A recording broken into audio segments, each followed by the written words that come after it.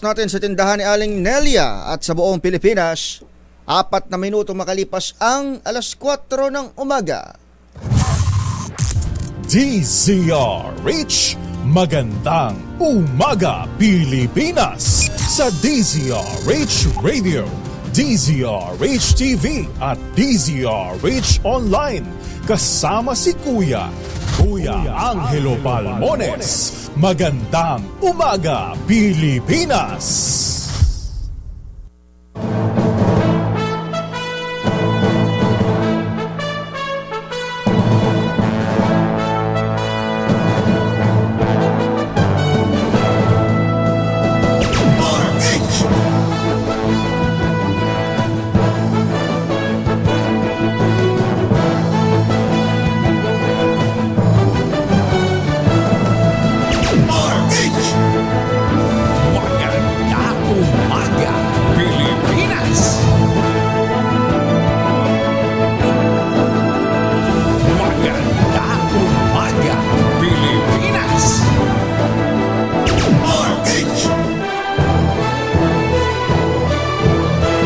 Magandang umaga Pilipinas. Good morning Metro and Mega Manila.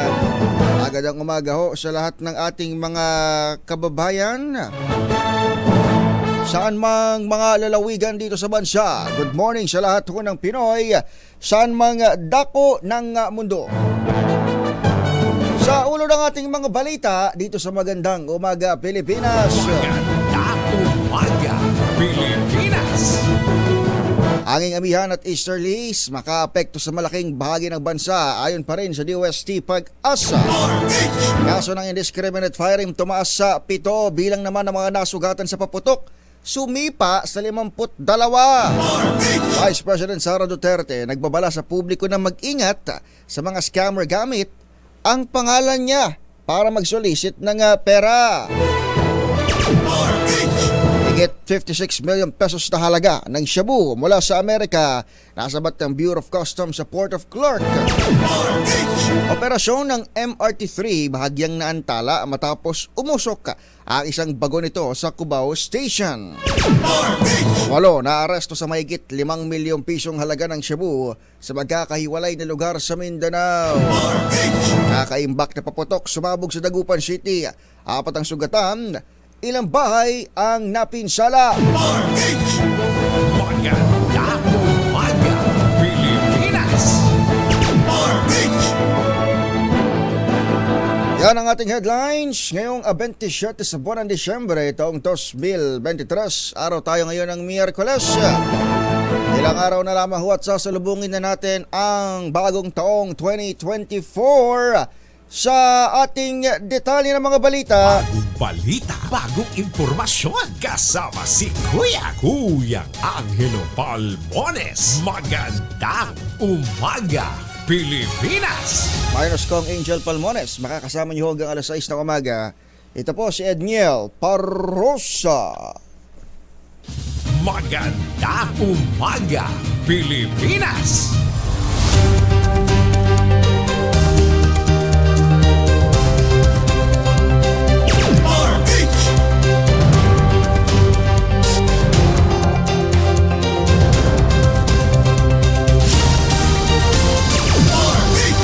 Pilipinas, patuloy na makakaapekto ang amihan sa Luzon habang ang easterlies naman ang makaapekto sa Visayas at Mindanao. Ayon kay Patrick Del Mundo ng DOST Pag-asa, ang dalawang nabanggit na weather systems ang patuloy na magdadala ng mga pag-ulan sa malaking bahagi ng bansa. Sinabi ni Del Mundo na ang northeast monsoon o hanging amihan magdadala ng maulap na papawirin at kalat-kalat na pag-ulan sa Cagayan Valley, Apayao, Kalinga, Aurora at Quezon. Apektado rin ang amihan ang ilang bahagi ng Luzon kabilang na ang Metro Manila habang ang easterlies naman ang madudulot ng maulap na papawiring may isolated rain showers at thunderstorms sa Caraga Region, Eastern Visayas, Catanduanes, maging sa mga iba pang lalawigan ng Albay at Sorsogon sa Bicol.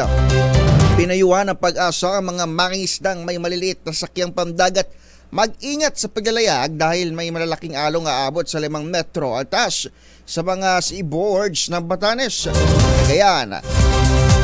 Kabilang na ang Babuyan Islands o Naho, Ilocos Norte, Ilocos Sur, La Union, Pangasinan, Isabela, Aurora, at Kalayaan Islands.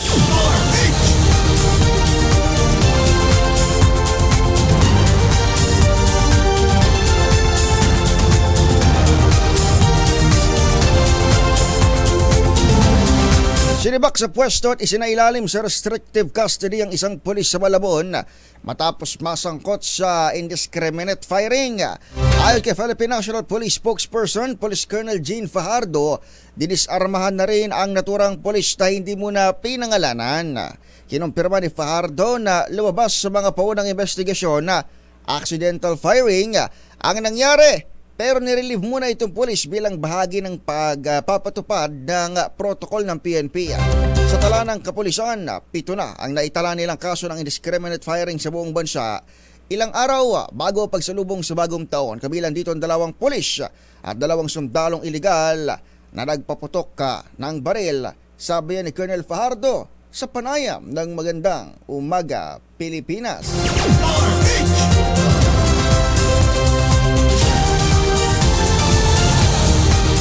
Lumobo pa sa 52.52 ang bilang ng mga fireworks-related injuries 5 araw bago ang bisperas ng bagong taon. Ito'y makaraang madagdagan pa nga ng 24 na mga tinatamaan na ng paputok mula December 25 hanggang alas 6 ng umaga nitong December 26 kahapon ho yan. Ayon naman sa Department of Health, mula sa mga naputukan, 5 ang sumailalim o nagkaroon ng traumatic amputation na putulan kung saan 3 sa kanila naputulan ng daliri o kaya naman ay kamay. Grabe pasimtabi sa mga nagkakape. At ay sa tala ng kagawaran, 22 kaso o 92% ng mga insidenteng nabanggit nangyari sa loob mismo ng kanilang bahay o kaya naman ay malapit sa kalsada. Wala na akong pinipili kahapon yung balita natin, nangyari sa loob ng isang designated fireworks area. Kung saan ka dapat magpuputok. Ngayon naman, karamihan sa mga bahay o malapit sa mga kalsada. 20% naman ang mga pasyente galing sa Metro Manila, 6 sa Central Luzon at 5 sa Soc-Surgen.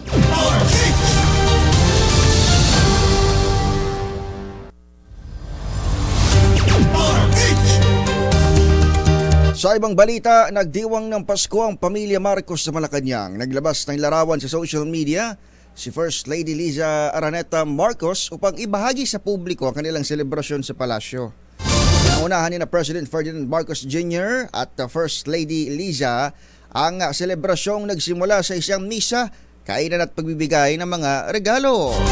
Kasama nila sa selebrasyon si dating First Lady Imelda Marcos, Presidential Sister, si Sap, super ate ng Pangulo. Irene Marcos. Hindi. Si ano pala to? Irene. Okay. Akala ko si Sap. Nasaan si Sap?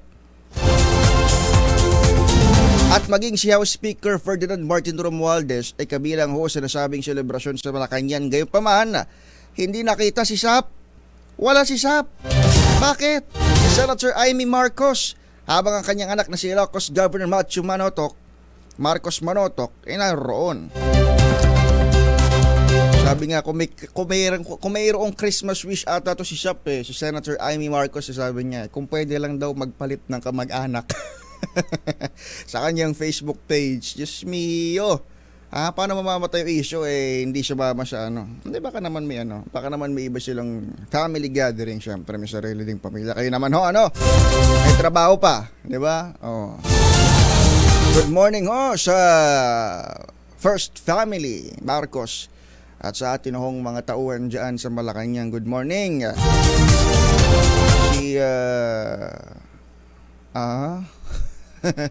Si Undersecretary Dr. Cesar Chavez. Boss, nasan po si Sap?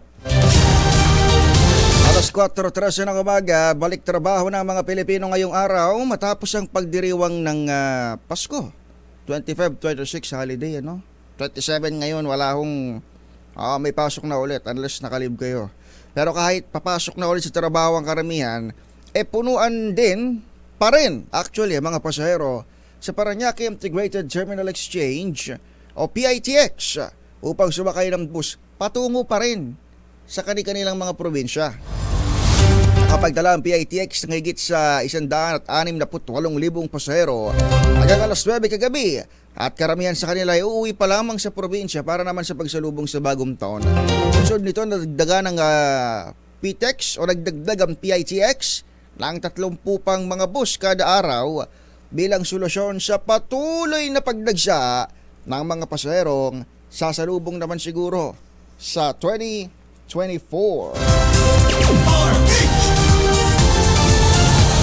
Iginiit ng Philippine Fireworks Association na dapat higpitan ang regulasyon sa paggamit ng paputok sa halip na magpatupad ng total ban sa firecrackers. Sa panayam ng DZRH, sinabi ni Ong na silang mga legal manufacturer ang unang-unang nanganganib, apektado ang negosyo dahil sa mga illegal na gumagawa at pamamayagpag ng mga smuggled pa ring mga paputok. Pag nagkaroon ng ban, sila po ay nare-rewardan kasi mas masaya sila na wala na po kami sa picture. Kasi tuloy ang ligaya nila. Lalakas pa negosyo nila. Mas malaki pa ang smuggling pag nawala na po kami. Mas ladami pa po ang mga illegal manufacturers kung nawala na po kami.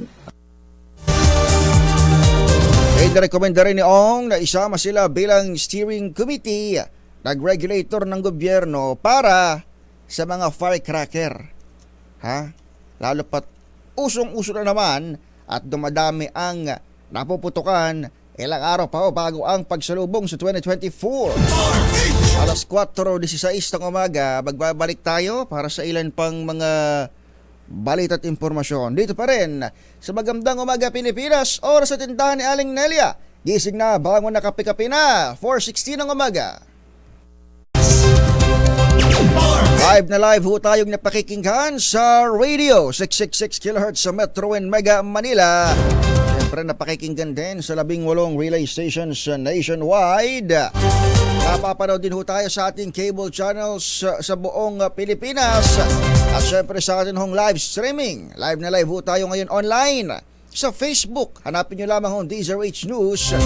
Sa YouTube naman ang DZRH News Television Channel.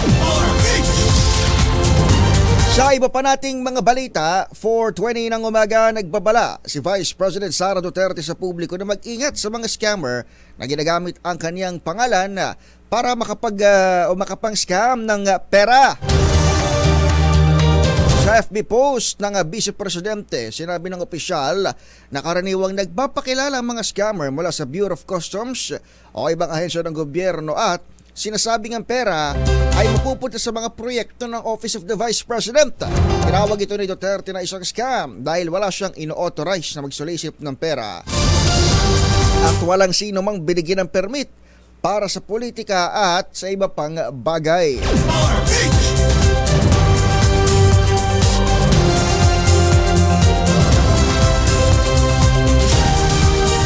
Dinalaan ng Department of the Interior and Local Government ang publiko na mag-ingat at maging alertado sa online scams na namdibiktima naman ng mga inosenteng individual.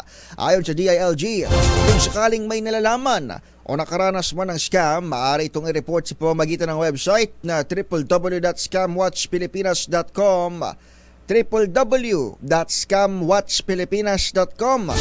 Pwede rin umanong tawagan ng hotline na 1326 o magtungo sa homepage ng website ng Scamwatch Pilipinas at mag-iwan ng mensahe sa messenger ng Cybercrime Investigation and Coordinating Center.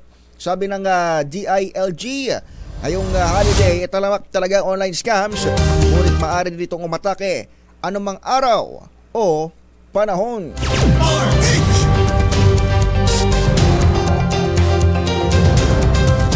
Higit 8,000 gramo ng shabu na nagkakaalaga ng 56.069 million pesos galing California, US of A ang nasabat ng Bureau of Customs sa Port of Clark sa Pampanga.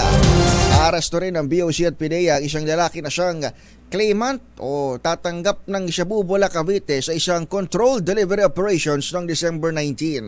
Ayon sa BOC, dumating ang package mula sa Amerika nitong Disyembre 17 at idineklara itong dry food nakalagay sa 8 plastic. Batay sa datos ng BOC, ito na ang pinakamalalaking o pinakamalaking record ng nahuling illegal drugs sa Port of Clark ngayong taon.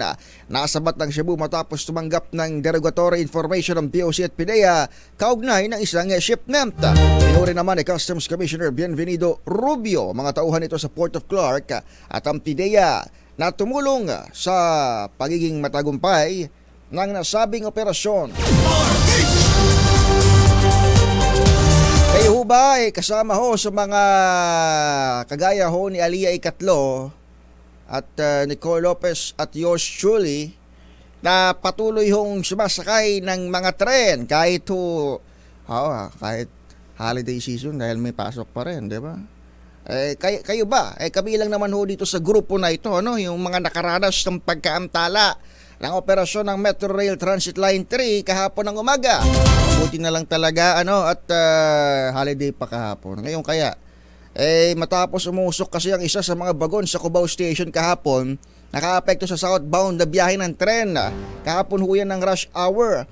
Pinababa ang mga pasahero ng Cubao Station para ma-inspeksyon ang mga tren. May na-detect na usok sa isa sa mga tren, ngunit wala namang sunog na nangyari.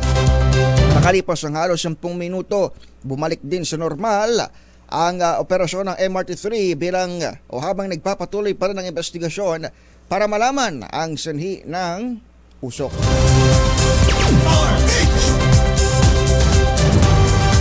Balita naman sa probinsya, mahigit 5 milyong pisong halaga na hinihinalang Cebu ang nakumpiska sa naarastong 8 katao sa magkaiwalay na drug operation sa Marawi City, Lanao del Sur. Batay sa ulat ni Lieutenant Colonel Ismael Madina, Chief of Police ng Dato din Sinsuat, 2 babae ang nasa kote matapos bentahan ng Cebu ang mga undercover agents sa barangay poblasyon sa Dalican. Kabilang sa mga dinakip sina Nesrin Mamalimta Adas at Bay Almira Musa.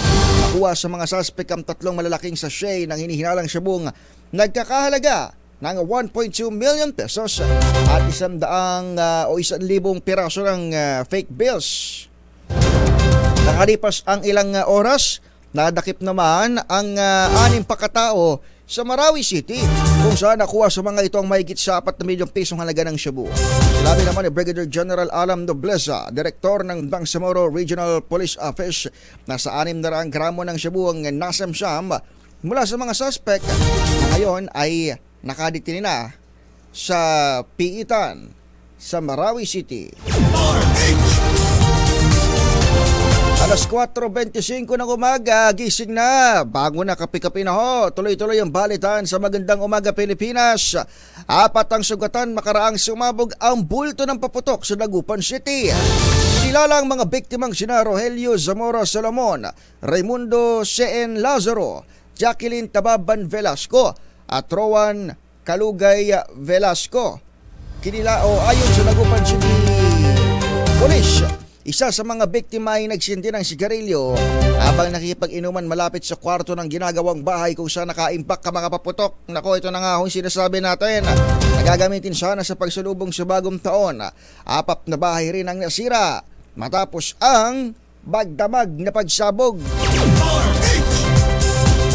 Kala ko tuloy si Ka Joven Ong ay lagi hong nakakapanayam dito at kanina lamang nagbalita tayo ng tungkol sa kanyang statement, pero isa ko doon sa mga binabanggit niya maliban sa pagiging bawal ng ilang paputok, kahit yung mga legal na paputok may tamang handling yan mayroon siyang tamang storage, paraan ng storage, may mga tamang temperatura, tamang mga panakip, di ba, mayroon tamang oras, panahon, kasi hindi naman so sinasabi natin na sasabog yung mga yan kapag hindi tama yung storage, pero higit sa pagsabog kung ano pa man baka maging support yung paputok, di ba? So yung mga ganitong klase nagpapaalala sa atin na dapat talaga in the first place legal yung paputok at maayos yung pagkakagawa, lihitin mo yung source.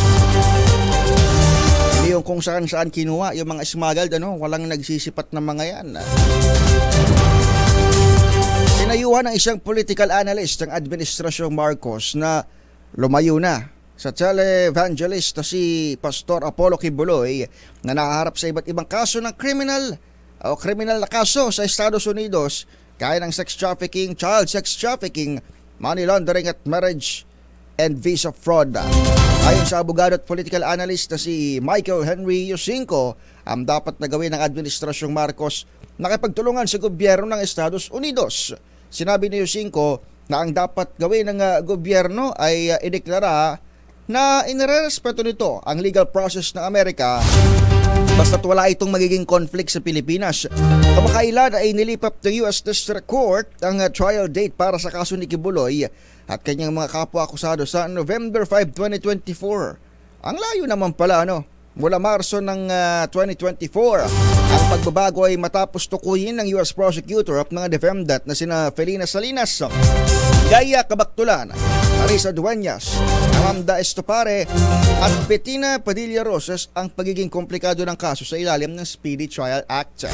Ay Yusinko dapat ay hindi masangkot na magkaroon ng kaugnayan ng Administrasyong Marcos sa alinmang individual na sangkot na kaso.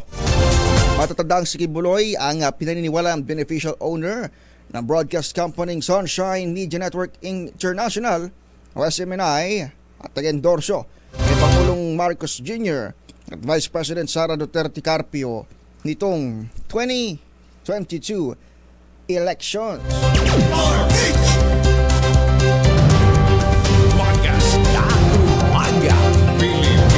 Sa ganap na oras alas 4:29, alas 4:30 na ho ng umaga.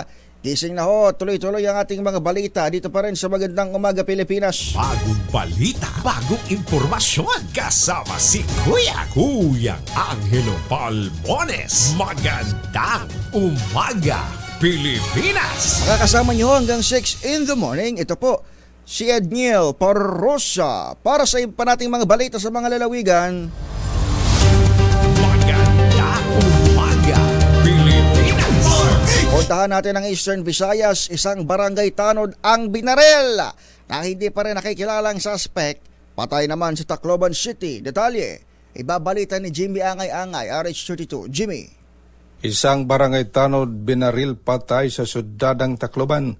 Kinilala ng PNP ang biktima si Barangay Tanod Rosales, residente ng Barangay 83C, Tagigtig, San Jose, Tacloban. Di pa nakilalang suspect na nagbaril sa biktima. Nangyari ang insidente sa Barangay 83C, Tagigtig, sa San Jose, sa naturang syudad. Sa investigasyon ng PNP ang biktima naglalakad papawin na sa kanilang bahay galing sa inuman ang barilin sa ulo ng hindi kilalang suspect dahil ng agarang pagkamatay. Sa kasalukuyan patuloy sila sa gawang investigasyon ng PNP para mabigyan ng hustisya ang biktima. Wala sa Action Radyo Tacloban, ito si RH32 Jimmy Angay-Angay. Tuloy-tuloy sa balita, tuloy-tuloy sa serbisyo, sama-sama tayo Pilipino. Maraming salamat Jimmy Angay-Angay. Balikan natin ang Luzon. 49 anyos na lalaki mula sa Itogon, Benguet, nalunod sa Lingayen Beach. Hindi pa rin ho natatagpuan. Ako, isa pa ito maliban ho sa mga paputok at kung ano-ano pang may kaugnayan sa holiday season. Isa rin ito, yung mga bakasyon natin, baka bakasyonista, ingat-ingat ho kayo sa inyong mga biyahe. Meron hong missing person pa rin sa Lingayen Beach. Ibabalita ni Freddy Fajardo, RH38. Freddy. Ang masaya sanang outing ng isang pamilya mula sa Itogon, Benguet ay nauwi sa trahedya matapos tangayin ng malakas na alon ang biktima na kinilalang si Jericho Ayato, 49 anyos, backhoe operator at residente ng Cayman Hill, Barangay Birak, Itogon, Benguet na hindi pa natatagpuan hanggang kagabi. Sa report ni Lingayen Chief of Police Lieutenant Colonel Vicente Castor Jr., batay sa salaysay ng misis ng biktima na si Linda, nagtungo sila sa Lingayen Beach upang dito ipagdiwang ang Pasko. Alas 8 ng umaga ng Lunes ay nakipag-inuman na umano ang kanyang asawa sa kanyang mga kamag-anak at dakong alas 12 ng tanghali. Nakatulog na ito dahil sa kalasingan. Subalit paggising ng alas 4 ng hapon, nagdiretso ito sa dagat at naglangoy. Nakitang-kita ni Linda nang hampasin ng malaking alon ng asawa at naglaho na ito. Kaya agad silang humingi ng tulong sa mga otoridad na agad namang nakaresponde ang Lingayen Disaster Risk Reduction and Management Office o LDRRMO. Nagsagawa ng search and rescue operation. Subalit hindi ito natagpon at kahapon itinuloy ang retrieval operation. Ginalugad na ang karagatan ng Lingayen pero hindi pa rin ito natatagpuan, kaya't nagpalabas ng plus alarm ang Lingayen Police Station sa mga katabing coastal municipality sa posibleng paglutang ng katawan ng biktima sa kanilang area of responsibility. Mula sa Akson Radyo Pangasinan, ito si Freddy Fajardo, RS38, tuloy-tuloy sa pagbabalita, tuloy-tuloy sa serbisyo, sama-sama tayo Pilipino. Maraming salamat, Freddy Fajardo. Lalaki namang sinita sa pagsusugal sa Caracruz. Nakumpiskahan pa ng patalim at iligal na droga sa Orani, Bataan. Detalye mula kay Danny Kumilang, RH37. Danny. Kalaboso ang isang lalaki matapos pagmumurahin nito ang mga barangay tanod na sumita sa kanya sa iligal na pagsusugal ng Caracruz at mahulihan pa ito ng patalim at droga sa barangay Tapulaw, Orani, Bataan kahapon. Sa ulat ng Orani PNP ni Chief of Police Major Larry Valencia, isang tawag ang natanggap ng kanilang station mula sa barangay tanod ng nasabing barangay. Ayon sa sumbong, isang lalaki umano ang kanilang sinita sa pagsusugal ng Caracruz ang sila'y pinagmumura. Ayon sa Chief Tanod na si Nomer Cruz Balan, nang respondihan ito ng mga otoridad para arestuin ng laban ito at nakumpiska ng balisong at sa Shabu na kinilala ang sospek na si Cesar Ventura alias Pogi. Aminado naman ang sospek na sa kanya ang nakuhang patalim at droga. Agad itong dinala sa Orani PNP Station matapos basahan na kanyang mga karapatan at sumailalim sa inventory na sinaksihan ng kagawad ng barangay at tanod at media. Ang sospek ay sasampahan ito ng kasong paglabag sa Provincial Prosecutor Office ng Grave Oral Defamation BP No. 6 at RA 9165. Mula sa kauna-unahan sa Pilipinas, DCRH, ito si Danny Kubilang, RH37, tuloy-tuloy sa pagbabalita, tuloy-tuloy sa serbisyo. Sama-sama tayo, Pilipino! Thank you, Danny Kumilang. Mga residente naman at bisita hinikayat na magsuot ng face mask sa Baguio City. Nako, dahil sa tumataas na kaso ng mga respiratory illnesses. Ay, nako. Detalye mula kay Romy Gonzalez, RH41. Romy. Hinikayat ng Baguio City Health Services Office sa mga residente at bisita na magsuot ng face mask para magsilbing proteksyon laban sa respiratory at influenza-like illnesses na dulot ng lumalamig na panahon sa lungsod ng Baguio. Ayon kay Acting City Health Officer Dr. Celia Flor Brillantes, tumaas ang mga kaso ng severe acute respiratory infection at influenza-like illnesses at pwedeng tumagal dahil sa malamig na panahon na karaniwang nararanasan simula September hanggang February. Ayon kay Brillante, sa mga naturang karamdaman ay maadlangan sa pamagitan ng pagsunod sa mga basic health protocols na tulad ng tamang pagsusuot ng face mask at palaging paghuhugas ng kamay. Gumamit din ng makapal na damit at palakasin ang resistansya sa pamagitan ng masustansyang pagkain, ehersisyo at uminom ng maraming tubig. Para sa kauna-unahan sa Pilipinas, DCRH, ito si Romy Gonzalez, tuloy-tuloy sa pagbabalita, tuloy-tuloy sa serbisyo, sama-sama tayo, Pilipino. Maraming salamat, Romy Gonzalez. Kapag ganito pa namang malamig, uso-uso yung COVID, pati iba pang mga sakit na respiratory illnesses. Tapos marami pa nag-transfer from the other from other regions such as Metro Manila. Pumunta dyan sa Baguio City para magdiwang ng holidays. So, ingat-ingat po tayong lahat. At huwag tayo magdala ng sakit dyan sa mga lokal natin sa Baguio. Tama. Kung kaya natin nag-face mask, kesa naman ang ipayo natin umiwas sa mga gathering at pag-travel. Diba? Mas hindi naman natin matatanggap yun. So, mag-face mask na lamang at mag-ingat sa atin ng mga iba't ibang mga lakad kaugnay ng holiday season. Sana all nakakapag-travel. Itinatagong armas ng New People's Army, itinuro naman ng mga sumukong rebelde, natunto ng militar sa kabundukan ng Talaingod sa may Davao del Norte. Ibabalita sa atin ni June Di Makutak, RH19. June. Alaikum assalam, Kuyang Angel. Natunto ng Bravo Company ng 56IB ang pinaglibingan ng mga itinagong high-powered firearms ng NPA sa kabundukan ng sitio na Lubas, Barangay Palma Hill, Talaingod, Davao del Norte. Sa pamagitan ng impormasyong iginawad ng mga dating rebelde, dahilan na nalocate ng government troops sa mga itinagong armas. Sa impormasyon mula sa 56 Infantry Battalion Information Team, nahukay ang isang unit ng Bushmaster M4 Assault Rifle with the serial number L172522, isang unit ng Colt M4 Assault Rifle with serial number 223007, 3 long magazine assemblies at 96 rounds ng mga bala ng Armalite. Batay sa impormasyon ng mga sumukong rebelde, ang nasabing mga baril ay itinago na lamang nila dahil sa wala nang hahawak na naturang mga baril dahil sa umano'y successive na encounters at ng massive surrenders ng mga Red Fighters. Sa pahayag mula kay 103rd Infantry Brigade Commander Brigadier General Marion Angkaw, tinatawagan ito ang mga natitirang NPA sa kabundukan na magbalik loob na sa pamahalaan. Si 10th Infantry Aguila Division Commander Brigadier General Alan Hambala naman ay labis na pinapurihan at pinasasalamatan ang mga tropa ng Bravo Company ng 56 IB para sa nasabing accomplishment. Mula sa kanunahan sa Pilipinas, D3RH, ako si RH19, Jun Di Makutak, tuloy-tuloy sa pagbabalita, tuloy-tuloy na serbisyo, sama-sama tayo Pilipino. Maraming salamat RH19, Jun Di Makutak. Magandang umaga, Pilipinas! Fake news! Patungkol daw sa kinita ng Metro Manila Film Festival o MMFF, mga kaibigan, mayroon daw hong fake news patungkol sa MMFF. Inalmahan ng Executive Committee. Mamaya ibabalita yan ni Gorgie Rula. Magandang umaga, Pilipinas! Balita naman sa Northern Metro Manila, 4 daw na Chief of Police sa Kamanava kinausap ng Northern Police District para masigpitan pa ang pagpapatupad ng seguridad ngayong bagong taon o sa pagsalubong sa bagong taon. Detalye niyan mamaya kay RH23 Edwin Duque. Magandang umaga, Pilipinas! At nabalitaan niyo ho ba dyan sa Quezon City? Nag-viral na ho ito. Nangyari nung Pasko pa ata o Bisperas. Pasintabi ho sa mga nagkakape. Natagpuang walang ulo. Isa hong gwardya. Dyan ho sa isang showroom ng mga chikot sa Quezon City. Mamaya ho ang detalye niyan sa ating pagbabalik.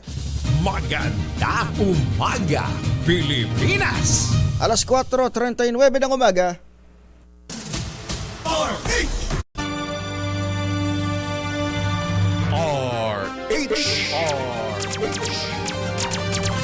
Magandang umaga, Pilipinas! Sa ganap na oras na alas 4:45 ng umaga, atin namang home puntahan ng Northern NCR.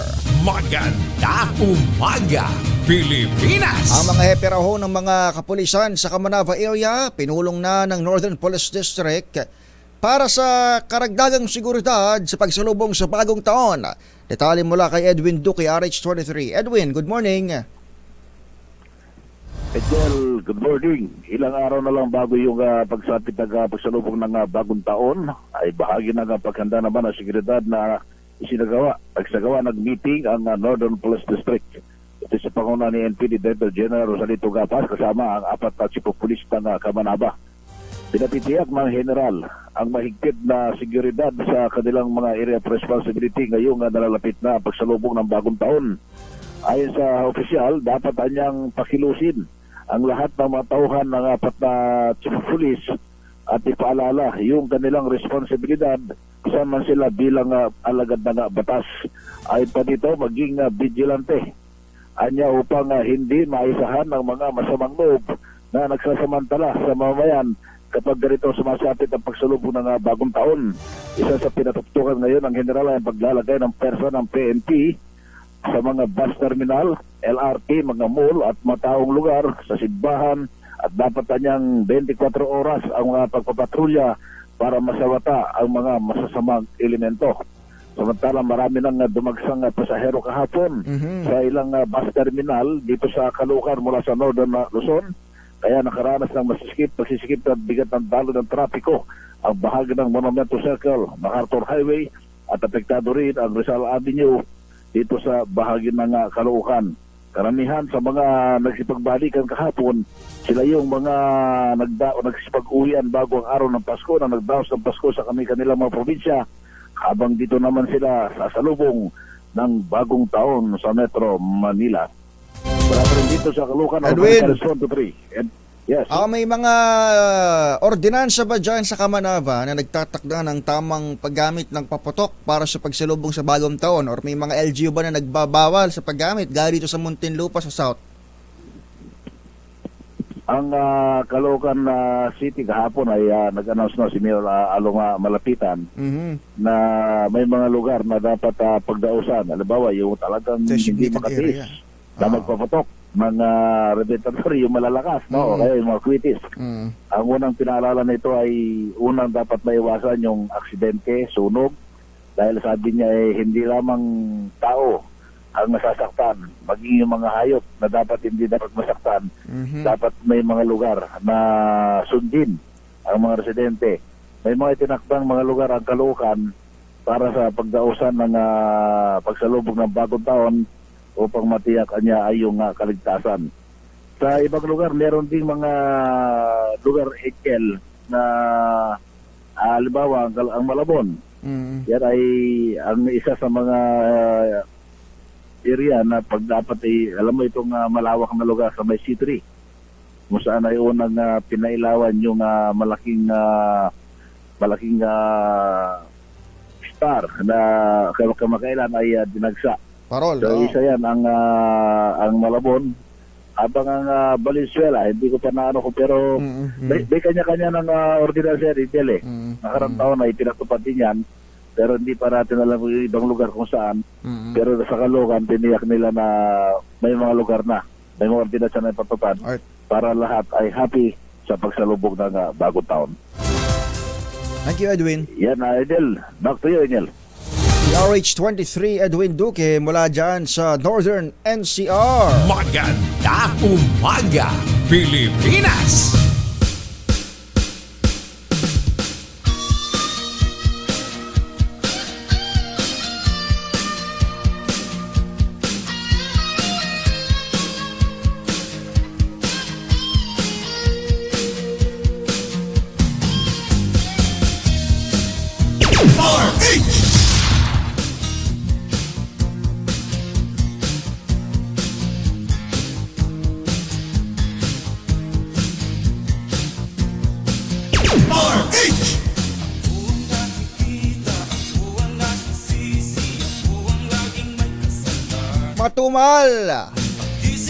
Matumal ang bentahan ng mga prutas ngayong holiday season. Not necessarily sa pagsalubong lang ng bagong taon, kundi all throughout the Christmas season ngayon 2023.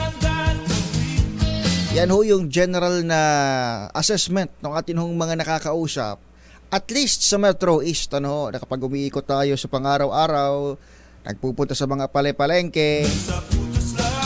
At isama ko na rin syempre ang tindahan ni Aling Nelia na ang prutas lang ata ngayong December nakita ko ay saging. Ang sabi ho ng mga nakakahuntahan natin na mga may-ari at tinderas alike sa mga palengke at pamilihan, pansin nila hindi naman sila lugi, hindi naman masasabing lugi sila, pero kung ikukumpara sa nagdaang pagdiriwang ng Kapaskuhan at sa mga nagdaan pa, lalo na sa mga nagdaang mga panahon, even sa extent ng pre-pandemic, mas matumal kung tutuusin yung kanila kong bentahan ngayon. Bakit kanyo? Sa BFCT Bagsakan halimbawa, ito ho'y bagsakan ho ito. Pag sinabi hong bagsakan, farm to market ho ang disenyo karaniwan ng mga pagbagsakan kasi dalawa yan either wholesale ang bentahan or farm to market. For example, yung kadiwa, 'di ba? Yung kadiwa ng Department of Agriculture. Ibig sabihin, dapat relatively talaga mas mura siya dahil tanggal yung yung maraming mga middleman kapag may mga produkto silang ibinebenta. Most commonly yung mga yung mga crops, gulay at prutas. Pero sa BFCT Bagsakan sa Marikina, halimbawa lamang ito. Sabi ni Ronald Rosario, isa doon sa mga nakausap natin kahapon na mga may-ari ng tindahan diyan, mga sila mga members sila ng kooperatiba yung karamihan mula sa Alcala. At nakipag-ugnayan sa Marikina City Government.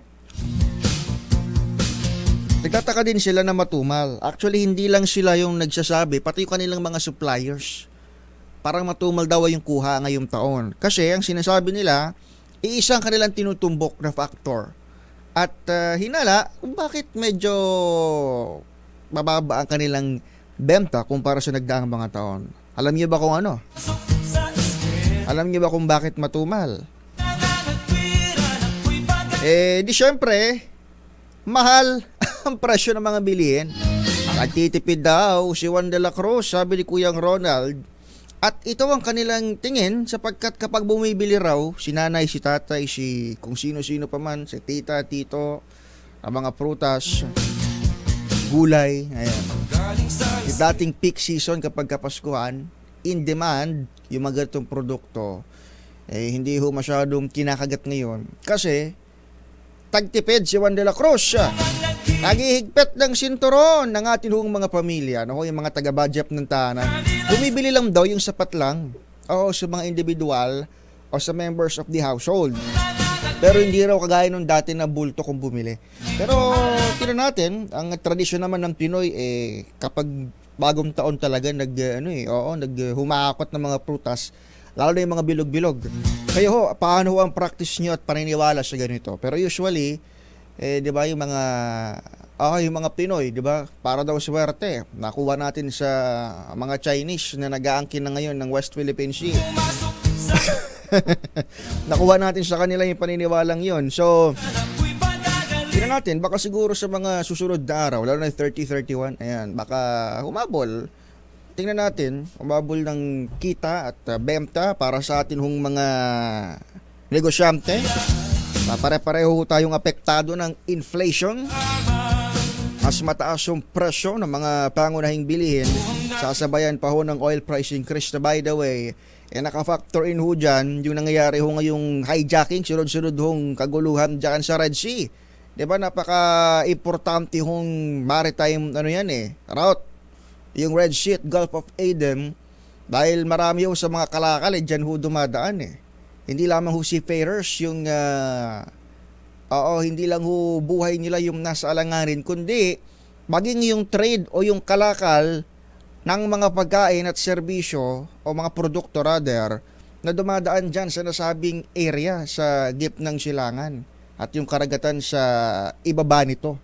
Dahil sa pang-hijack ng ilang mga rebelde gaya ng grupong Houthi ng Yemen ay may banta sa oil price increase o banta ng oil price increase at presyo ng marami mga produkto sa pandaigdigang merkado. Maganda umaga, Pilipinas! Fake news! Patungkol naman sa kinita ng Metro Manila Film Festival, inalmahan ng Executive Committee.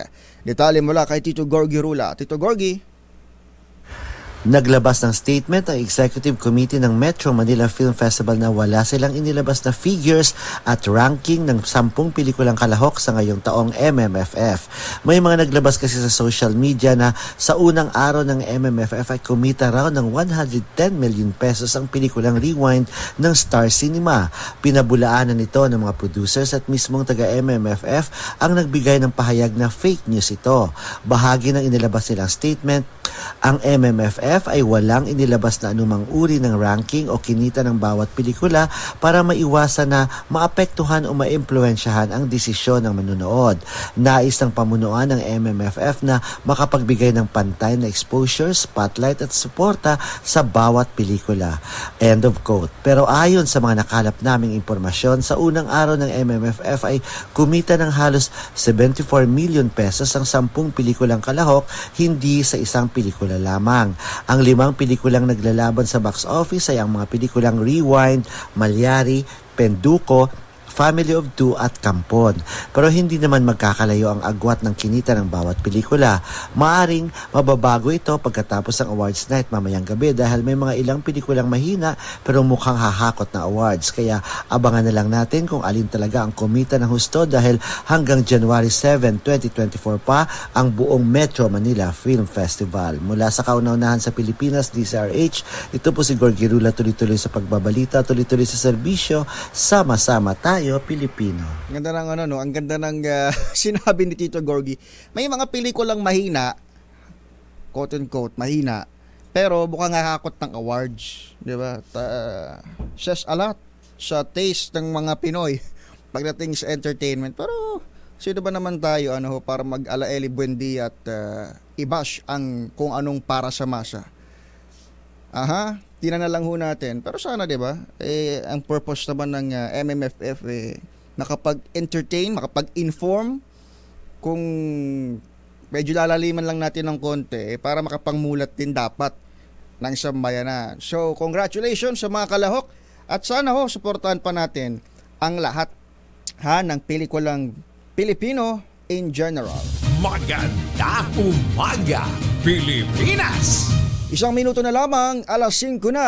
Gising na, bangon na, kape-kape na. Ito po ang Magandang Umaga, Pilipinas.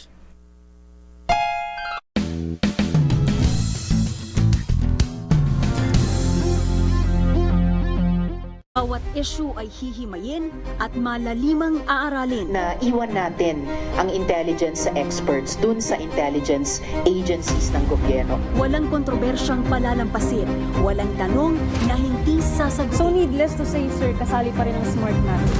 One-on-one, kasama ang mga politiko at mismong mamamayang Pilipino. Samahan niyo po ako tuwing linggo para alamin ang bawat katotohanan sa likod ng kontrobersya. Kasama si Kuya Angelo Palmones. Magandang umaga, Pilipinas!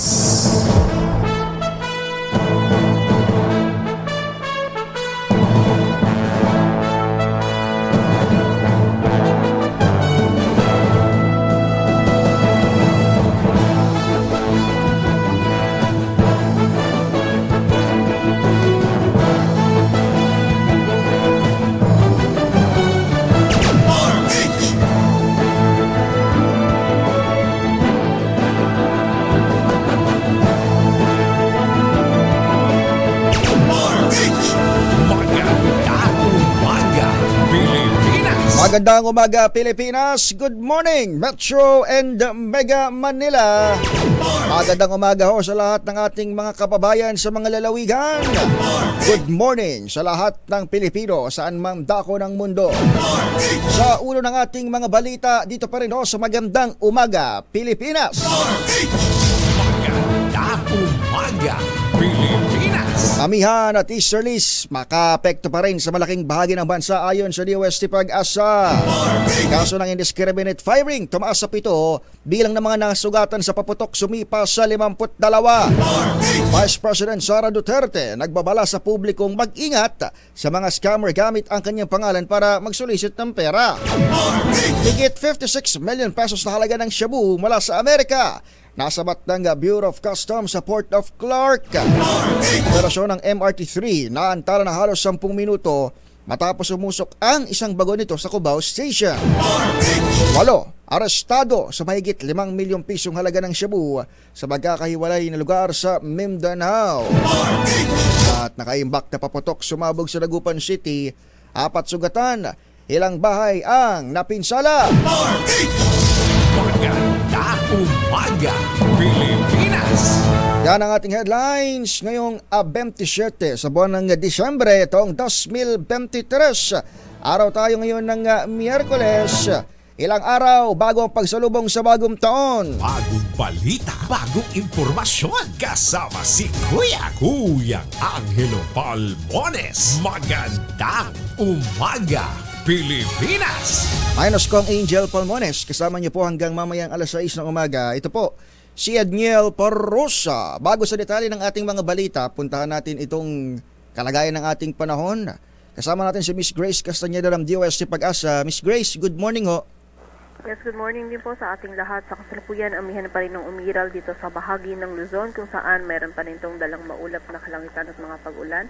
Sa Cagayan Valley, Apayao, Kalinga, Aurora, maging sa bahagi din ng Quezon. Samantala, ang easterlies naman ay nakaka-apekto pa rin sa eastern sections ng Visayas at Mindanao kung saan dala naman ito yung mga isolated na mga pag-ulan, pagkidlat at pagkulog sa bahagi ng Visayas, Mindanao, Bicol Region at Palawan. So, pag-iingat pa rin po para sa ating mga kababayan sa posibilidad ng mga pagbaha at pagguho ng lupa. Samantala, dito sa Metro Manila maging sa nalalabing bahagi pa ng Luzon ay magiging bahagyang maulap hanggang sa maulap yung ating kalangitan. Meron tayong mararanasan lamang ng mga isolated na mga mahinang pagulan or pagambon na dulot pa rin ng amihan. At sa kasalukuyan, meron pa rin po tayo nakataas na gale warning sa mga dagat baybayin ng Northern Luzon kung saan mapanganib pa rin ang pagpalaot para sa ating mga kababayang mangingisda pati na rin yung may mga maliliit na sasakyang pandagat. At sa kasalukuyan ay wala tayong monitor or namamataan pa na sama ng panahon na maaaring makaapekto dito sa ating bansa. At yan po muna ang latest dito sa Weather Forecasting Center ng Pag-asa. Grace Castañeda, magandang umaga po. Thank you, Miss Grace Castañeda ng DOST Pag-asa.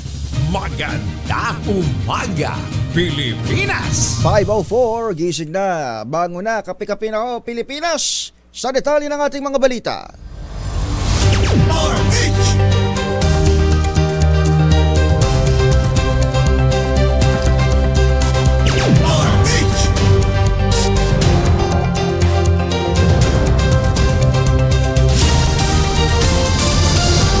Pinugutan ng isang gwardya habang naka-duty sa isang car showroom sa Quezon City. Ayon sa Quezon City Police District, nadatnad na lamang nawala ng ulo ang bangkay ng biktimang kinilalang si Alfredo Tabin, 50 anyos, habang nakasubsob sa lamesa sa showroom showroom na nasa EDSA. Ayon sa misis ni Tabing, huling nakausap ang mister alas 5 ng hapon noong Lunes, araw mismo ng Pasko. Walang bakas ng sugat sa anumang bahagi ng katawan ng biktima. Senyalis na hindi umano siya ng laban. Tuloy pa rin inaalam ng mga polis kung sino ang nasa likod ng pagpatay at pamumugot kay Tabin at kung ito'y insidente ba ng inside job. Patuloy na iniimbestigahan ng Quezon City Police District ang kaso ng security guard na pinugutan habang naka-duty sa isang car dealership showroom sa Quezon City. Ayon sa mga police QC, ilang persons of interest na sa kaso ang kanilang sinisiyasat upang matukoy ang suspect.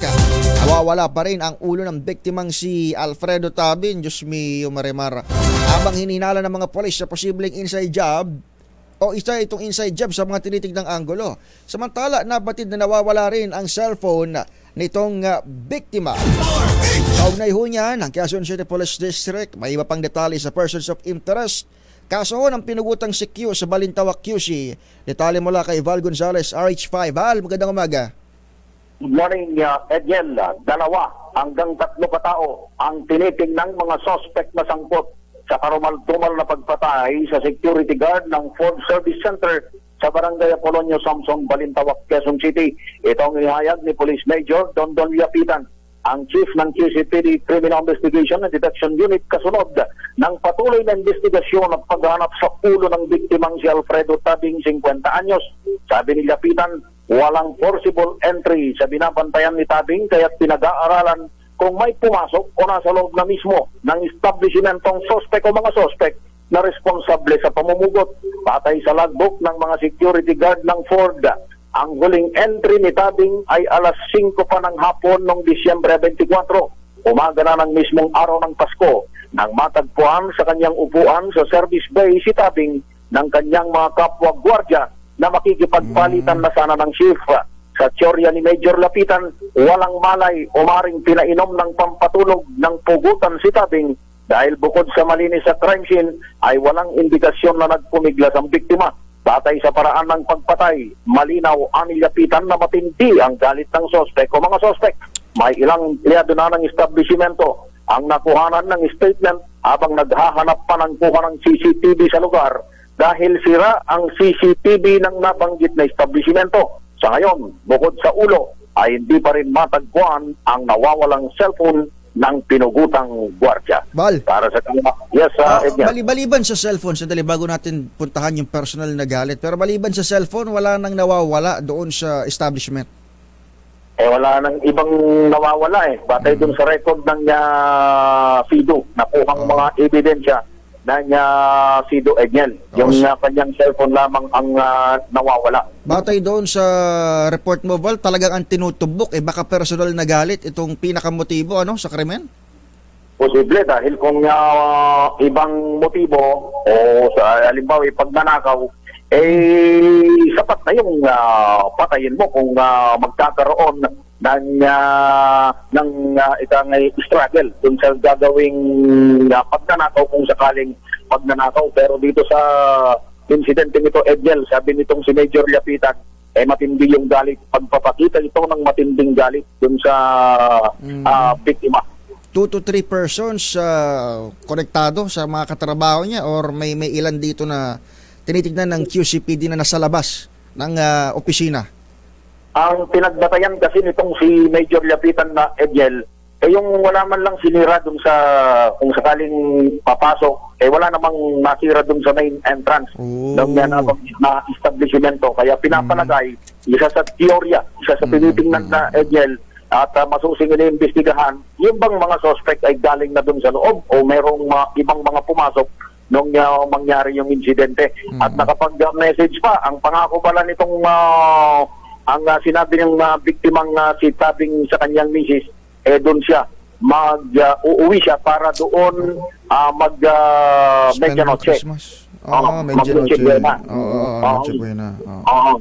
Pero ang nangyari ay hindi na ito nakauwi pa. Ang huling entry nito doon sa logbook alas 5 pa ng hapon. So ibig sabihin, nangyaring insidente nasa gabi na.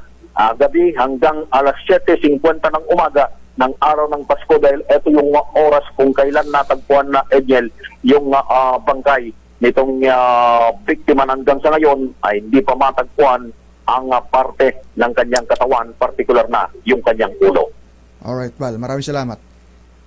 Follow-up report mula sa Quezon City. Para sa kauna-unahan sa Pilipinas, DZRH. Ako naman, Val Gonzales. Tuloy-tuloy sa pagbabalita, tuloy-tuloy sa serbisyo. Sama-sama tayo, Pilipino. Si Val Gonzales, RH5, mula sa Quezon City. RH! Maganda umaga, Pilipinas! Asintabi ho, sa lahat ho ng mga nagkakape ngayon, mga nag-aalmusal at narinig nyo ho yung follow-up report na yun ni Val. Grabe ka, hindik-hindik naman ito. Paskong Pasko, hindi lamang ho insidente ho ng... Naku, hindi ko alam kung anong mararamdaman. Hindi lamang ho insidente ng kung ano hong karason ito Pagpatay, pinugutan ng ulo, tapos hanggang sa mga oras na ito, hindi ho mahanap yung ulo ni Kuyang Sekyo. Diyos mio. Posible inside job o konektado doon sa loob. Literal, sapagkat wala daw hong distrongka o sira doon sa, walang senyalis na pinasok yung establishment. At wala rin senyalis na may iba hong ninakaw o na nawawala na gamit doon sa nasabing lugar. Tingnan natin kung ano hong magiging resulta ng investigasyon ng Quezon City Police District hinggil dito. Katext pa raw narinig niyo yung report ni Valji. Katext pa raw yung kanyang yung kanyang misis. Nangako pang nag-spend ng Christmas doon sa kanilang bahay. Pauwi na Patapos na yung shift at nakita nung kanyang mga kabaro itong kanyang sitwasyon, kondisyones ng nasabing bangkay. Diyos me, Marimar. 5:11 ako ng umaga. Dito pa rin sa MUP. Minus kong Angel Palmones. Isinusulong sa Senado ang panukalang magbibigay ng libreng napkin o iba pang menstrual products para sa mga babaeng estudyante. Ito ay kasunod ng inihaing Senate Bill 2475 ni Senator J.B. Ejercito na nagpapahalaga sa karapatan ng kababaihan na magkaroon ng access sa murang menstrual care product. Sa ilalim ng panukala, inatasan ng DepEd, Department of Education, na pagkalooban ng menstrual products sa mga babaeng mag-aaral, habang ang Department of Health naman ay magbibigay ng libreng napkin sa mga barangay health officers o centers. Layunin ng panukala ni Senator JB na maiwasan ang diskriminasyon at maramdamang pagkaasiwa ng mga babae sa tuwing magkakaroon sila ng buwanang dalaw. Pinalawig ni Pangulong Ferdinand Bongbong Marcos Jr. hanggang sa susunod na taon mas mababang taripa sa imported na bigas, mais at karning baboy. Sa Executive Order No. 15 na inilabas ng Presidente, in-extend hanggang sa December 2024 ang reduced Most Favored Nation tariff rate sa mga nabanggit na produkto.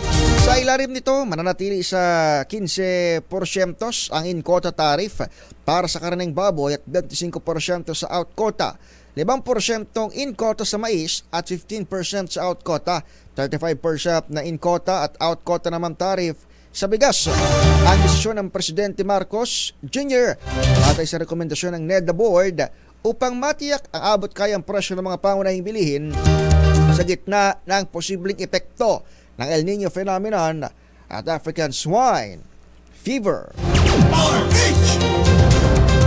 Nagpahayag ng suporta ang Department of Labor and Employment sa planong gawing regular ang employment status ng mga tsuper sa ilalim ng Jeepney Modernization Program. Ayon kay Labor Undersecretary Benjo Benavides, magandang pagkakataon nito upang magkaroon ng fixed salary rate o regular na kita ang mga jeepney driver. Dinagdag ni Benavides na oras na maging regular ang estado ng trabaho ng mga tsuper. Magiging covered na rin sila ng social benefits gaya ng SSS at PhilHealth. Lalo ng gobyerno masimula ng implementasyon ng Jeepney Modernization Program sa 2024. Hanggang ngayon na lamang hong buwan at 31 ng Disyembre ang deadline ng consolidation program para sa PUV Modernization Program. Ang sinasabi ng Department of Transportation, kapag hindi ka consolidated by 2024, hindi ka pwedeng bumiyahe. Nanindigan ng pamahalaan na hindi palalawigin ang December 31 deadline para sa consolidation na PUV Modernization Program. Ito sa kabila ng hirit ng ilang transport group na bigyan pa sila ng sapat na panahon bago ipatupad ang pagsasailalim ng mga tsuper at jeepney operator sa mga kooperatiba sa transportasyon. Ayon kay Transportation Undersecretary Timothy John Batan, pasya ng gobyerno sa naturang usapin.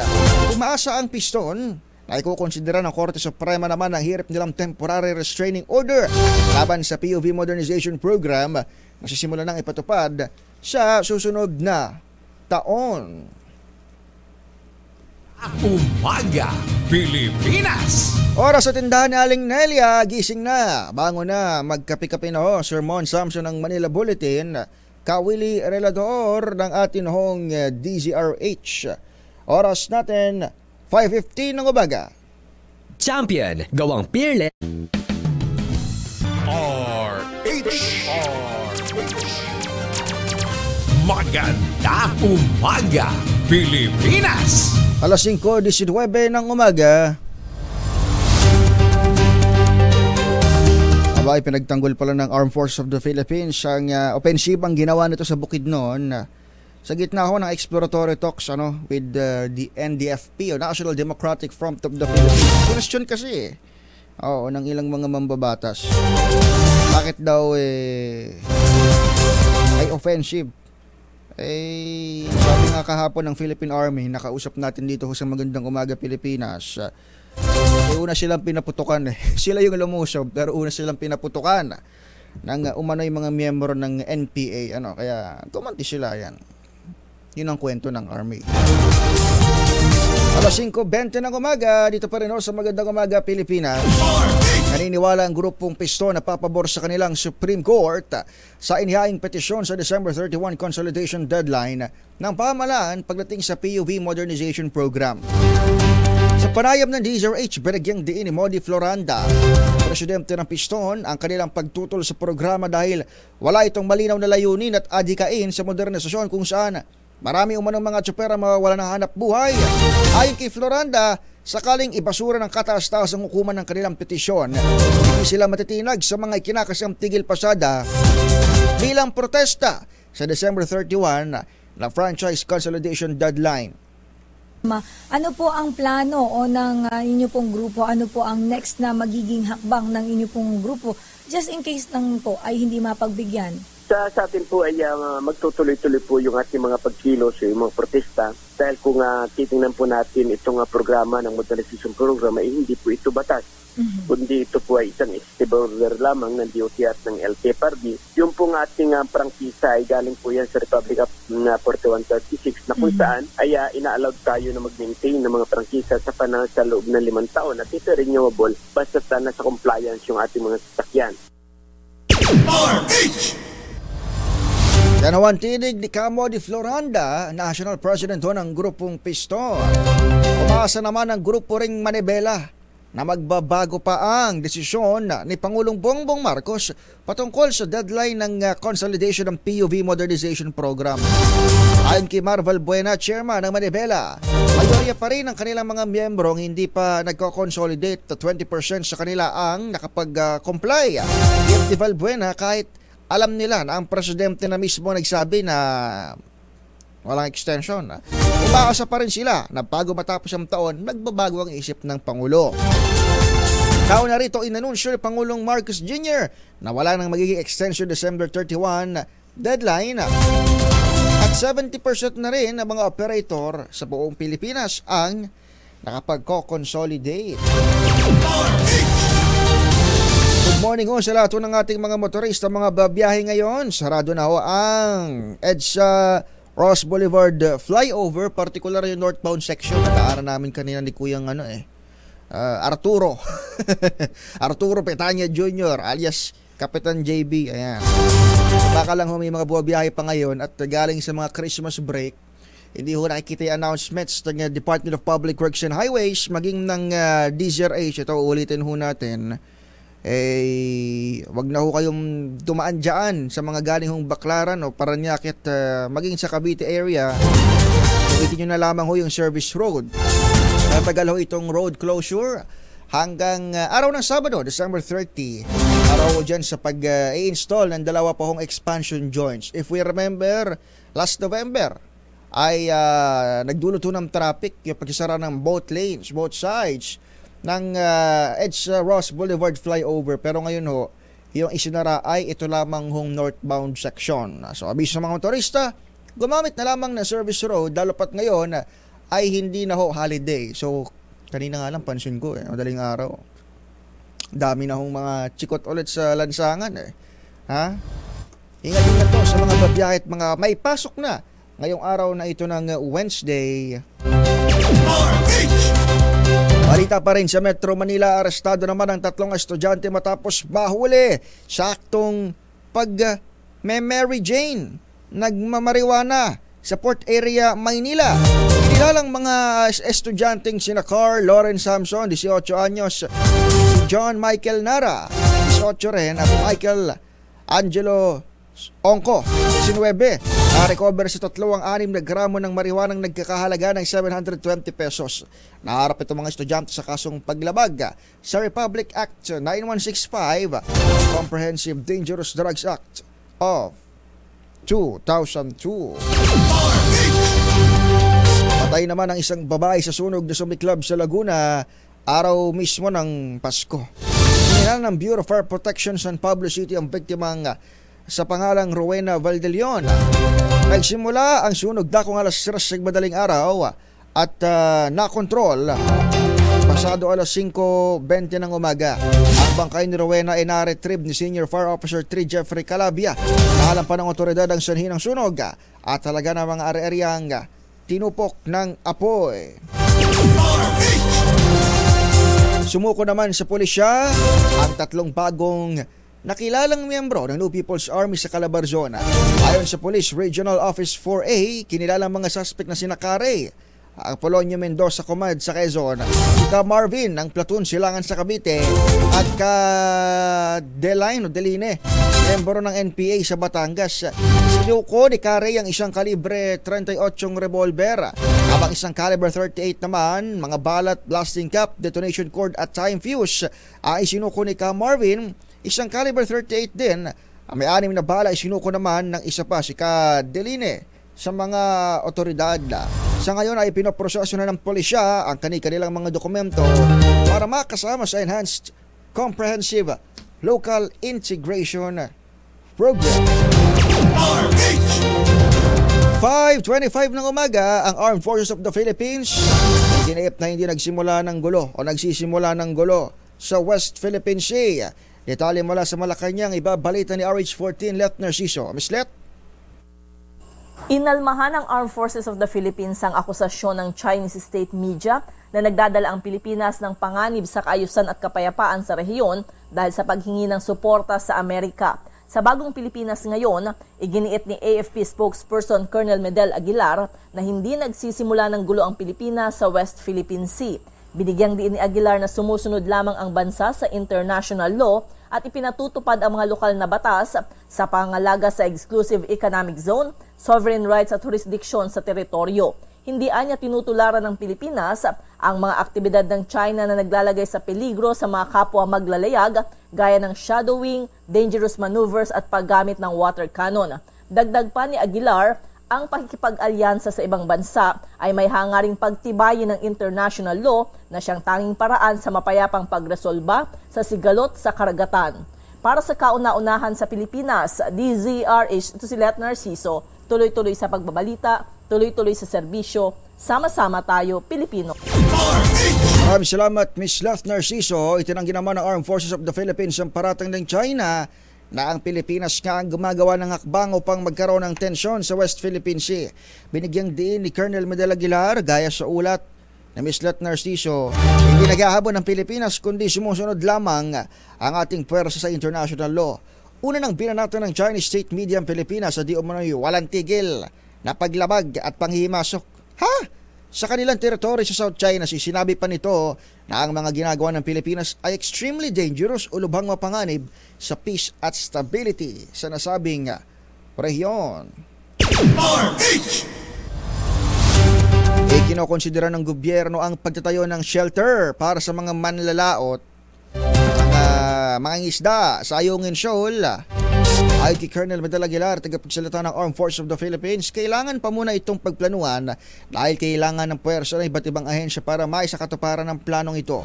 Patundaang iminungkahi ng dating Supreme Court Senior Associate Justice na si Antonio Carpio noong December 12 ang pagpapatayo ng isang civilian structure sa Ayungin Shoal matapos ang pambabraso sa Filipino vessels. Alam ko naka-budget na yan sa 2024 pondo natin. Sabi ng House Speaker Martin Romualdez, may nakalaam talagang pondo. Una, para sa pag-develop ng island features such as yung airport sa Pag-asa Island. Pero hindi lamang Pag-asa Island yung island features na hawak ng Pilipinas sa West Philippine Sea. Marami uyan. Sa Kalayaan Island Group. Pero sinasabi ni Speaker Romualdez, may plano sila definitely na mag-develop ng something in there. Sabi nga niya to buttress and support, sabi niya. Speaker Romualdez sa ating tanong tanong natin definitely merong something na kasama sa pinapondohan nila o popondohan o pinondohan na nga rather to buttress and support, sabi niya, BRP Sierra Madre sa Ayungin Shoal. Kita niyo kung walang nanita sa Confidential Intelligence Fund. Alam niyo ba, by the way, baka lang hindi masyadong naiingayan, na mayorya nung malaking tipak nung Confidential at Intelligence Fund na kinuha sa mga civilian agency ay nilagay sa ating security sector. Partikular dito sa pag-develop sa Armed Forces of the Philippines na nagbabantay sa West Philippine Sea. Yun talaga yun Di po ba? Baka lang hindi nyo lang nalalaman at marami pa rin ang naghihimutok at nagagalit para sa kanilang sinusuporta. Magandang Pilipinas! May traffic na raw may build up na raw traffic sa may Ross Boulevard edge sa flyover. Ito binabagit ko kanina, nadaanan natin. Sarado na simula kagabi. Ito nasabing yung northbound ito yung sarado. Naroon si Yuel Reyes. Yuel, magandang umaga. Kamusta dyan? Edniel, magandang umaga at mukhang hindi maganda yung umaga ng ating mga kapwa motorista dito na sumalubong dito sa may bahagi ng Roas Boulevard dahil kahapon nadadaanan pa pero simula kagabi ay isinara na at ito nagsimula na nga yung build up ng mga sasakyan at mistulang parking lot at kung may galaw man kakaunti lamang dahil kung maabutan may nagpapatupad naman ng stoplight dito, Edniel, pero pagka naabutan ka ng pula meron pang mga sasakyan na nasa intersection mismo kaya hindi rin nakakagalaw. Yun namang ibang lane na naka-green light. Kaya talagang Yuel, yung binabagit mo nasa nasa service road ka. Tama ba? Yung papunta rito sa Maynila at Pasay. Edniel, nandito ako sa may ilalim mismo nitong flyover at pa northbound na ito pa Maynila. Pero yung southbound pa Parañaque ano naman Tuloy-tuloy fast naman moving ang naman yung mga tuloy-tuloy naman. Pero biso na din Edniel dahil tayo ay dumaan kanina sa Cavitex napakahaba na rin ng pila ng mga sasakyan sa cash lane. Oo, yung mga papasok yan yung mga hindi nakapag-leave yung mga yan, kagaya natin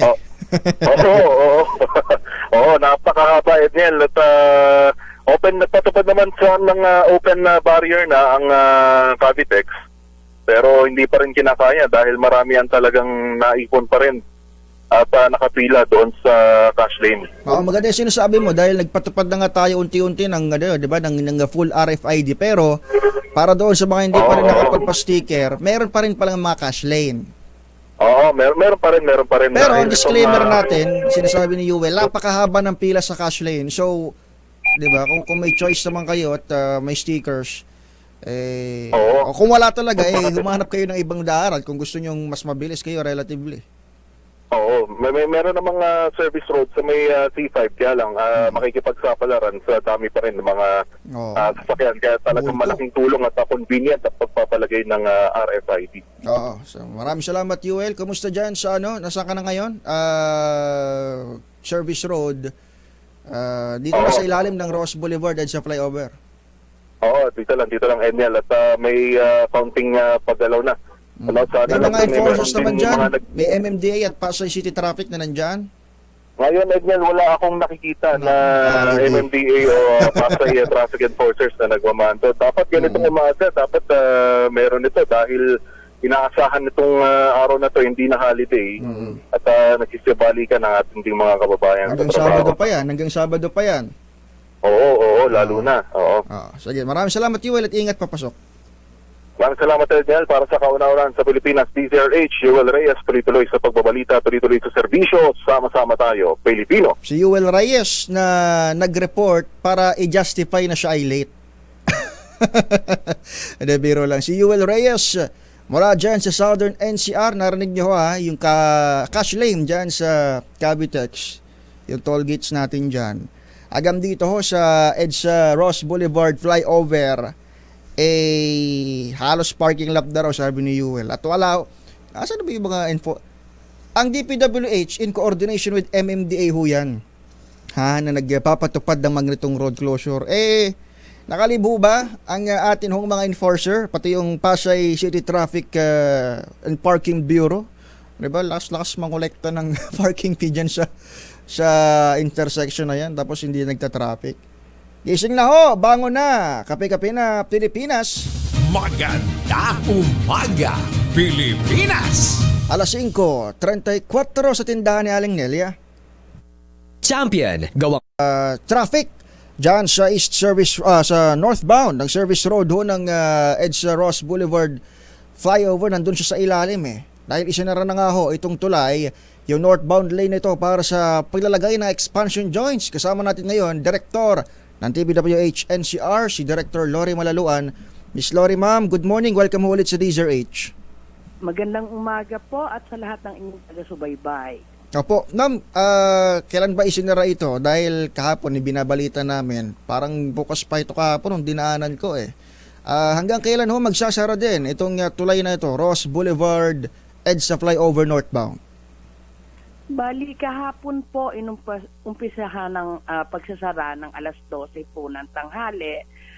Inalaw lang po kami ng MMDA na isara ito at isagawa yung aming dapat ayusin mula kahapon, December 26 hanggang December 30 po. Araw ng Sabado, yung closure niya? Maliban dito ma'am sa ginagawa natin, kasi kung di ako nagkakamali, November, tama po ba? Ay isinara na natin ito. Ito na yung pinakalas niya, last round ng closure at repairs.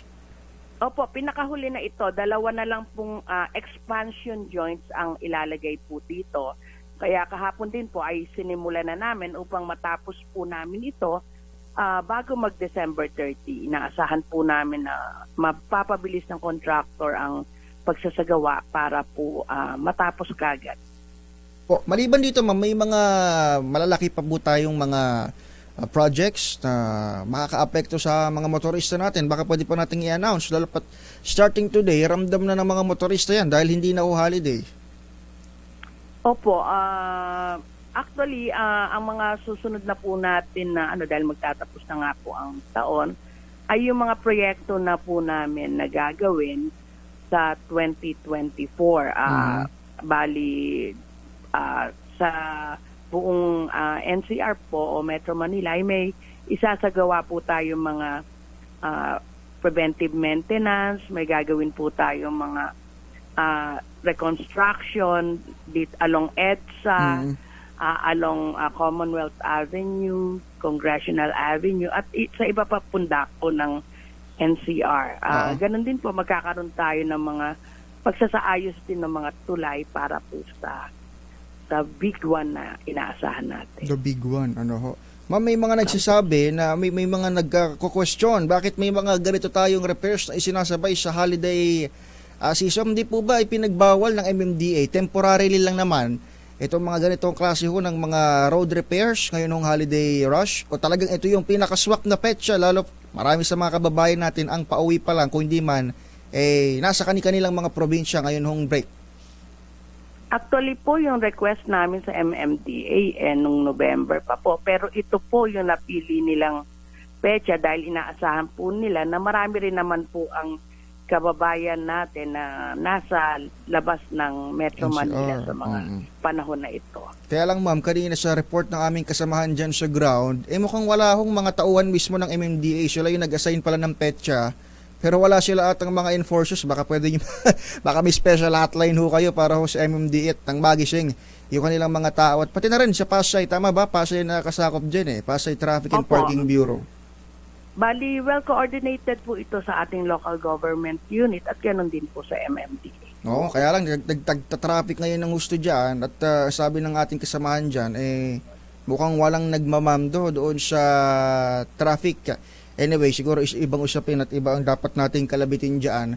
Ma'am Lori Malaluan, maraming salamat ho at hingi ho kami ng updates kapag mayroon hong mga further announcements ang DPWH kaugnay ho ng mga ganitong klase ho ng abiso. Tulong na rin sa mga motorista. Opo, asahan niyo po. Happy New Year po.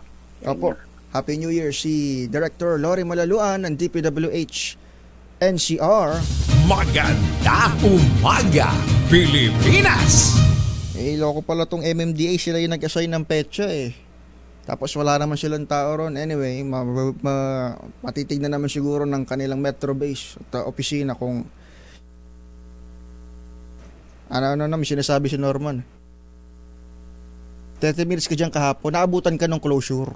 Kasi nung morning, kagaya nga nung sinasabi ni engineer, ni Director Malaluan, kahapon pagdaan namin dyan, morning kasi hindi pa siya sarado. Sinara pala tanghali. So, abiso pa rin sa mga motorista. Kung saan kasi kayo nakikinig Pihitin nyo yung radyo nyo, Norman. Mayroon ba tayo dyan auto pihit? 666 kHz sa Metro Manila sa mga nasa mga lansangan ho ngayon. Ingat at magbaw ng pasensya sapagkat holiday pa rin holiday season. Pero ngayon hindi na holiday yung 27. Oras na ng pasok sa trabaho. Marami na kayong makakompetensya ulit sa mga kalye. Lalo na yung mga private cars. Na mga bubiyahe ngayong morning na ito. Maganda umaga, Pilipinas! 5:44 ng umaga. Maganda umaga, Pilipinas! Sabi ni Yuel Reyes, the mother, si aming news news manager Malu Cabral, kulang daw, tama ba Norman? Ikaw, dumaan ka rin dyan kahapon. Kulang ng mga signages at mga in place na abiso doon mismo sa kalsada, di ba? Akala siguro nila kapag nag-post sila sa Facebook yun na yun. Ay hindi ho. Kahit kami ang number 1 radio station sa Metro and Mega Manila at kahit nationwide home tunay ang DZRH at kahit 60+% ang aming trust brand approval rating sa Reuters. Ano ba yun? Reuters ba yun o Oxford? Kung ano bang Reuters ata yun? Kung ano man, maraming nagtitiwala sa brand ng DZRH. Kung kayo ay kulang talaga yung nasa ground mga tao at mga signages na abiso, magkakahitot-hitot pa rin ho yan. Pero sabi nga ho namin, December 26 kahapon, inikutan ko ho yan Hanggang December 30, araw ng Sabado, ay, sarado ho yung lugar na yan. Northbound lane lang naman para ho dun sa pag-install ng good news. Last batch, 2 natitirang expansion joints ng nasabing tulay, pero gising ho sa mga opisyales dahil marami hong mga nababala pa rin mga motorista ngayong araw na ito ng Wednesday. Magandang umaga, Pilipinas! Pabati sa Team Lapid, pangunguna ni Chief of Staff Ricky Eleto, Ryan Reyes, Benji Davea, Alain Lapid at Florante Rosales. Si Tuan, Sir Flor, good morning ho sa inyo. Nakatakda ngayong alas 9 ng umaga, mamahagi si Supremo, Senador Lito Lapid daw ng financial assistance, ayun, sa mga kabalen, sa Smuan, Pampanga. Nasa 177 beneficiaries ang tatanggap daw ng 5,000 piso kada isa. Abot naman sa 885,000 pesos ang ipamamahagi ng senador sa mga kabalen niya sa Sasmuan, Pampanga. Abiso yan at paanunsyo sa atin dito si Sir Florante Rosales na RH21 nandoon na ngayon sa kampo ni Supremo Senator Lito Lapid.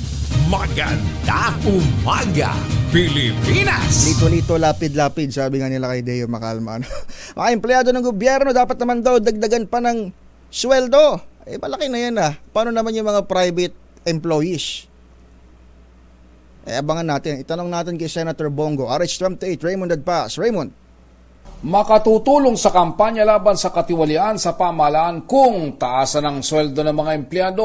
Ito ang paniniwala ni Senador Christopher Bongo kasunod ng inihaying Senate Bill 2504 o Salary Standardization Law 6 o SSL 6. Layunin nitong isunod sa Republic Act No. 11466 o ang Salary Standardization Law 5 o SSL 5 na ang implementasyon ng 4th tranche ay natapos noong Enero 2023.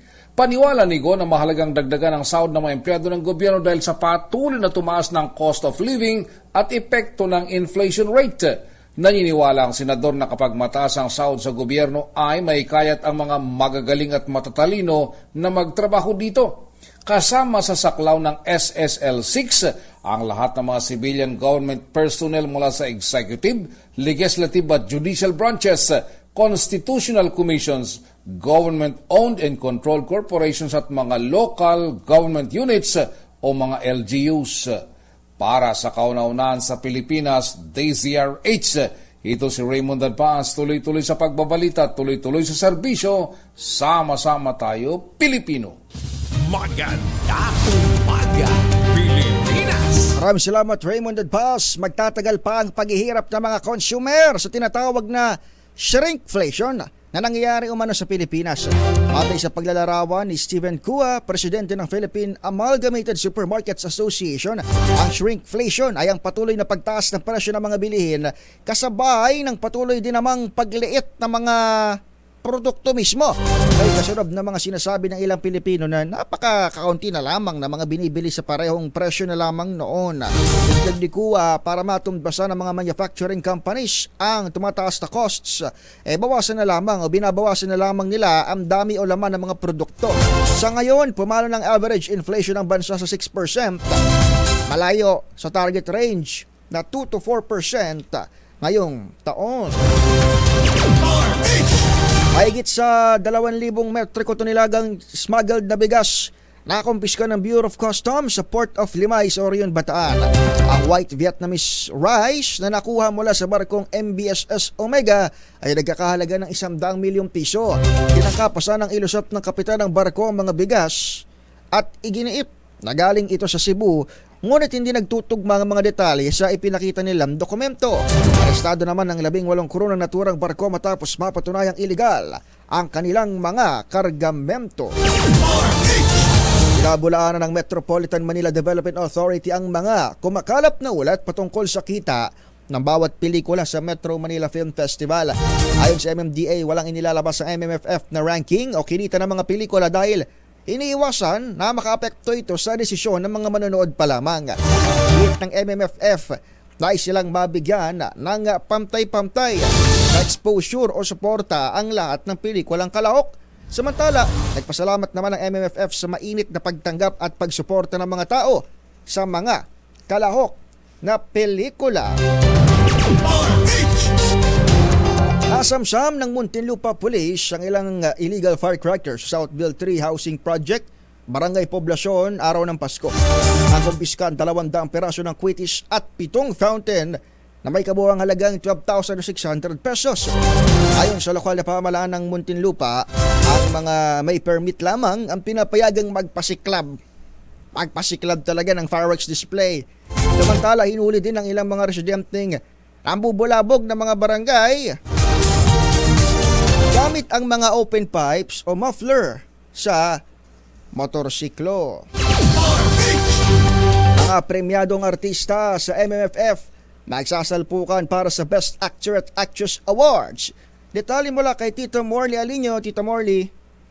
Magandang morning Luzon, Visayas at Mindanao. Ngayon pa lang, pinag-uusapan na kung sino ang wagi sa pagka-Best Actor at Best Actress. Pero wala pang lumalabas na leak dahil iwas na iwas ang MMDA na magkaroon ng anomalya. Pero alam ba ninyo, among the actress ay sinasabing si Alessandra De Rossi ang dark horse. Posibleng maiuwi daw nitong si Alessandra ang acting award. Kahit maikli daw ang role nito sa Firefly, ay markado daw. Pero teka, paano na sila Sharon Cuneta, Vilma Santos at itong si Marian Rivera?